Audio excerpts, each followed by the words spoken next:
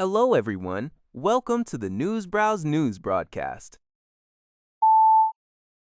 According to Nippon TV News, NNN, Russia held its annual Victory Day military parade in Moscow on May 9th, which was significantly scaled down this year, omitting tanks and missiles. President Putin used the ceremony to emphasize his confidence in victory in the Ukraine invasion, stating that the military continues to advance and that Russia believes in its righteousness. Notably, North Korean military units participated in the parade for the first time, as reported by TASS. The reduction in scale was attributed to the prolonged invasion draining resources and Russia's heightened concern over potential Ukrainian drone attacks. Despite earlier threats of large-scale retaliation against Kyiv, a three-day ceasefire, mediated by President Trump, was agreed upon late on May 8th. Ukrainian President Zelensky issued a sarcastic statement granting permission for the Moscow parade without attack. The parade ultimately concluded without major incidents, revealing Russia's underlying anxiety regarding Ukrainian drone strikes. According to an article from Gov't, bipartisan members of the U.S. House of Representatives are planning to introduce legislation that would comprehensively ban Chinese-made vehicles from operating on American roads. The initiative, led by Representatives John Mulliner, RMI, and Debbie Dingell, DSIIDA, aims to safeguard U.S. industrial competitiveness and prevent the transportation network from potential monitoring and remote interference by the Chinese Communist Party. They warn that modern vehicles function as mobile data collection devices, posing significant threats to national security and infrastructure. This legislative push also seeks to protect approximately 10 million American manufacturing jobs and to prevent the CCP from circumventing tariffs via the USMCA agreement by establishing factories in Mexico or Canada. A similar bill was already introduced in the Senate in late April, reflecting broad congressional consensus on the issue.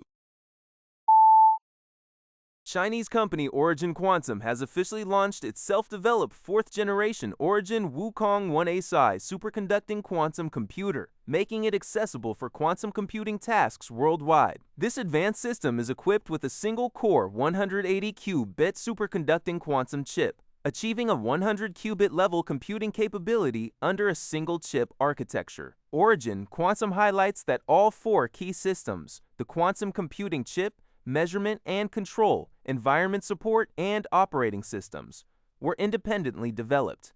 This marks a significant step for China's self-developed quantum computers, transitioning from being merely usable to becoming practical and accessible, particularly through its systematic integration into the artificial intelligence application ecosystem. The predecessor Origin Wukong, launched in January 2024 with a 72-qubit chip, has operated stably for over 2 years, handling 50 million remote visits and 900,000 global tasks, and achieved China's first overseas export of quantum computing power in 2025. The new version also supports quantum AI tools, People's Daily Online. According to Gov't, the European Union is reportedly not ruling out restarting dialogue with Russia, 4 years after diplomatic ties were severed following Russia's invasion of Ukraine in February 2022. This shift in stance is attributed to the EU's growing frustration over the lack of significant progress in Ukraine-Russia peace talks, which were reportedly mediated by former U.S. President Donald Trump.